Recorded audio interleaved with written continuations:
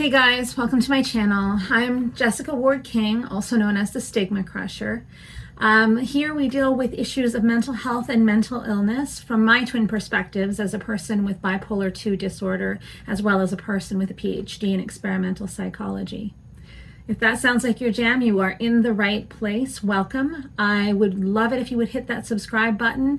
And also, if you want to be notified every week when I post a new video, you can hit that notifications bell as well. Well, I guess with that, it is time to crush stigma for another day. So I say another day because you're probably not expecting me to post right now.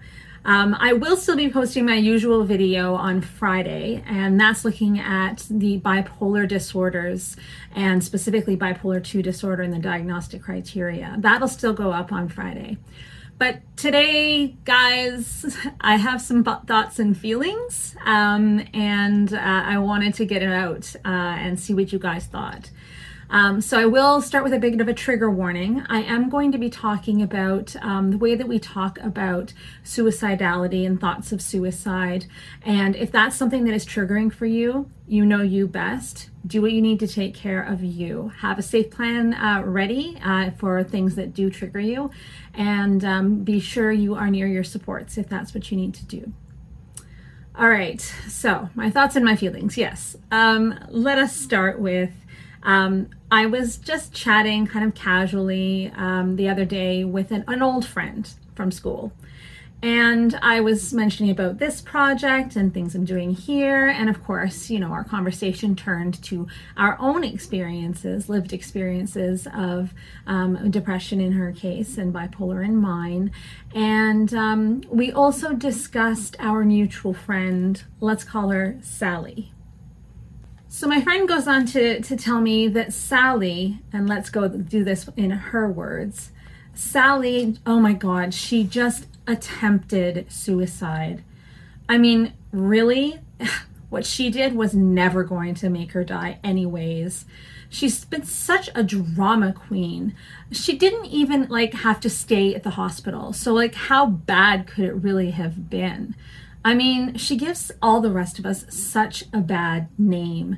If she wasn't going to do something serious, she should have just not done anything at all, because it really is just trying to get attention for herself. Ugh.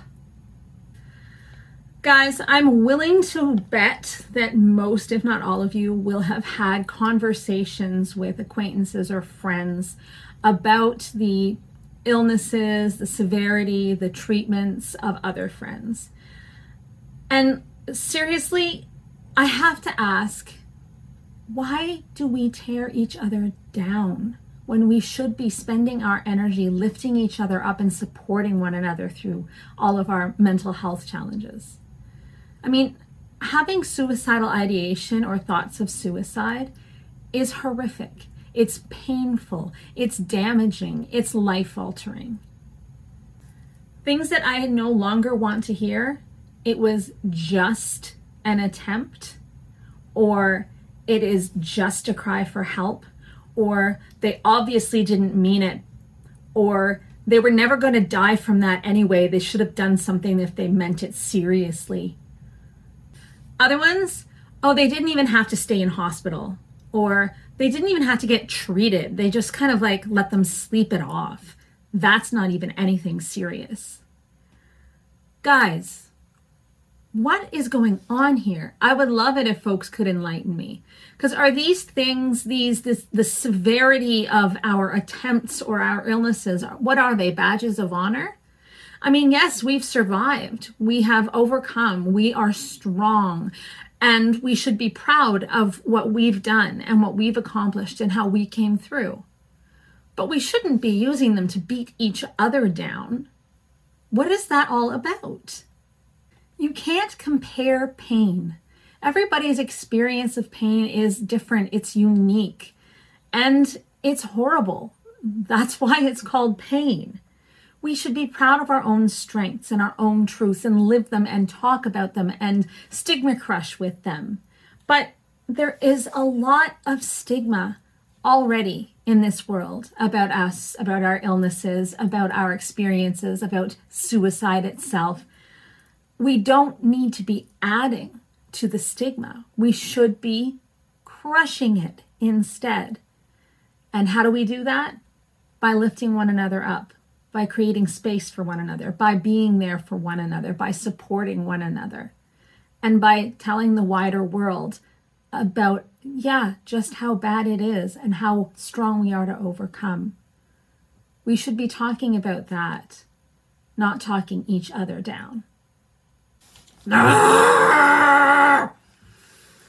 Okay, rant over.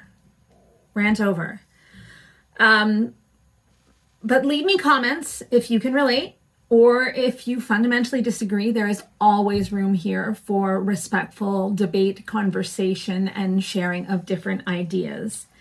I can tell you that I did have the conversation with my friends, and crush stigma in that moment. But I really wanted to bring it here and just share with you guys what I'm thinking and feeling about this, kind of my real experience. And I mean, I was myself triggered a bit by this whole experience. So I just wanted to share with you guys. As I mentioned, video next Friday talking about bipolar 2 disorder diagnostic criteria. Really excited for that one.